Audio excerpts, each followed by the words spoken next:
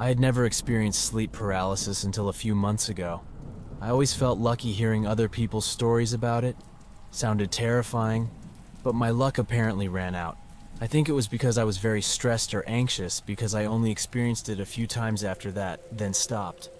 The worst part was the first time I experienced it. I fell asleep pretty quickly, but I have a habit of waking up at the same time every night to go to the bathroom. Tonight was no different, except when I woke up, I was very tired and decided to hold it and just go back to sleep. I tried to fall asleep again when I realized that I couldn't move.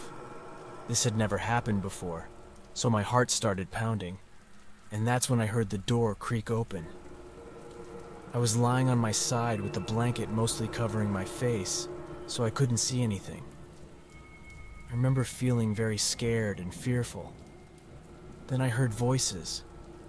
2 male voices talking on the other side of my bed. I tried to scream for help to my roommate, but I couldn't. I couldn't speak at all, which made me even more anxious, and my heart beat faster. I felt like I couldn't breathe.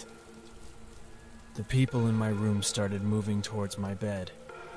I could hear them talking to each other, but couldn't understand what they were saying.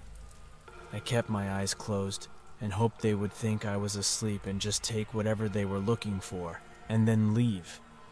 My only thought was that they were burglars. Everything felt so real, and I even wondered why my dog didn't bark, or how I didn't hear anything downstairs. I'm a light sleeper after all. I kept my eyes closed and tried to stay calm, but one of them felt so close. I could hear him breathing right next to me. Then he whispered as if he was talking to me. I heard them leave, and then the door slammed shut loudly. I still couldn't move, so I just lay there until I fell asleep. What's even weirder, that night I dreamt that I woke up after they left to check if they stole my money, and they did. I dreamt that I woke up my roommate and told her everything, checked the video camera, and saw 2 men enter my room and approach me. Then we went downstairs to ask our other roommate if they saw anything. But when we went down, they had already called the police because the living room TV was missing and everything was a mess. I had never experienced such vivid dreams, and the fact that the dream continued right where my sleep paralysis ended, it was even weirder. Of course, the next morning when I woke up, I checked if everything was still there, and it was. Nothing was caught on the video camera, but I swear it felt so real, and I'm sure I was awake. It was the weirdest experience of my life. After that night, I experienced a few moments where I couldn't move or breathe. I heard the door open or a door in a different room close. I always sleep on my side, so I never saw figures like many other people do. So in that regard, I'm lucky. But experiencing auditory hallucinations at night is almost more terrifying because you can't see what's happening. You just have to listen and hope that whatever it is isn't really there, or else you might not be as lucky as I am.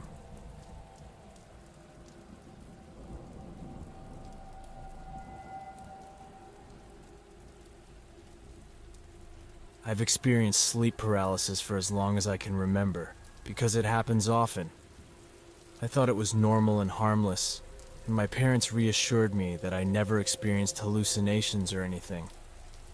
I would just randomly wake up in the middle of the night and only be able to open my eyes and look around. It would always feel a little strange because I wanted to pull the blanket over my head to hide, but couldn't. There's one experience I had that really scared me, and I still think about it to this day. I was 11 years old at the time, and it was a school night after a fun weekend. At around 9, my parents told me to get ready for bed and turn off all the lights as I felt comfortable holding my stuffed toy between my arms. Then, like any other night, I fell asleep. I never knew why my brain would wake me up in the middle of the night, leaving me paralyzed and aware.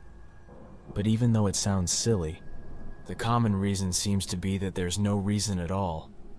But tonight, when I woke up, something felt different. I was more worried than usual within just a few seconds of waking up. Opening my eyes, I heard movement beneath me from below. I couldn't tell what time it was now, but I knew my dad sometimes stayed up late, so I tried to calm myself down. But the movement became clearer and showed soft footsteps, climbing the stairs very slowly, even as the sound of footsteps sounded faint. Son, I know the difference between someone casually walking up the stairs and someone walking up the stairs calmly and carefully. I started to panic a little in my mind, even though I was still trying to silence my thoughts when the footsteps approached my bedroom door and stopped. Now, my parents always warned me that hallucinations are a common side effect of sleep paralysis, and although I hadn't experienced it before, I'm sure they described it as something like a vivid nightmare. But when it happened, I had to keep telling myself that this wasn't real and it would soon be over just like any other dream. So lying motionless, I closed my eyes and repeated in my head that this was just a dream and nothing was real. After a minute, I opened my eyes again and felt relieved because I was sure the bad dream was over, until my bedroom door slowly creaked open. I practically held my breath in fear as I saw something that looked like a man enter my room. Slowly, I closed my eyes again. Hoping this terrifying nightmare would end soon, I listened to soft footsteps on the wooden floor approaching the side of my bed. I was too scared to even open my eyes and kept repeating in my head that this was just a dream, and I needed to wake up. I felt the man breathing on my shoulder as my stuffed toy was taken from my side. Then the footsteps disappeared at the end of the room. I slightly opened my eyes, still terrified, and caught a glimpse of the man walking away with my stuffed toy, closing the door calmly. Even then, I still couldn't move. I just closed my eyes again and tried to control my emotions, but it was hard. Every bad thought crossed my mind all at once. I don't even remember falling back asleep when I woke up in the morning, even though I was very tired. More comfortable, I sat up and looked around, making sure this wasn't a weird dream anymore. Everything seemed normal until I looked beside me. The stuffed toy wasn't there. All the emotions suddenly overwhelmed me again, and I started crying as I ran to my parents' room and woke them up. They didn't wake up. It seemed like I wasn't too surprised when I explained to myself that I expected something like this to happen. My dad woke up and came to my room to help me look for my stuffed toy. He assumed I just misplaced it, and the toy would turn up quickly as usual. But oddly enough, it didn't, still not worried at all. My dad started searching all over the house. He knew how much the stuffed toy meant to me, and maybe just wanted to make me feel better about my bad dream, but we still couldn't find it. In fact, we never found it.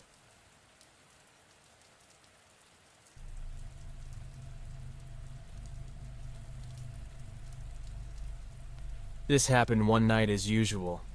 I was still just a kid and had just started middle school at the time. My parents had already sent me to bed and then went to sleep in their room on the other side of the house. Although I was supposed to sleep, I had a presentation due the next day, and I needed to memorize its words. Of course, as a kid, I wasn't fully prepared. I cared about my grades like my parents did, but procrastination was something I dealt with. I sat on my bed reading the script repeatedly, trying my best to memorize it as quickly as possible. After a while, even though it was late, I knew I needed to sleep. I pushed my schoolwork aside from the bed and lay under the covers, closing my eyes. I felt confident with the first part of the presentation, but the last part I could barely remember and worried about losing grip on it overnight. So, as I lay there, I began repeating the words in my mind, the final part of my presentation. I lost track of time, not opening my eyes once during what seemed like 20 or 30 minutes, repeating in my mind. Now feeling more confident in myself, I thought I could finally sleep. I kept delaying in the same position for a few more minutes before I was startled by a soft sound right in front of my bed, near the wardrobe. I quickly opened my eyes, staring straight down the side of the bed, the room pitch black. But in the darkness, I could see a figure standing near my wardrobe.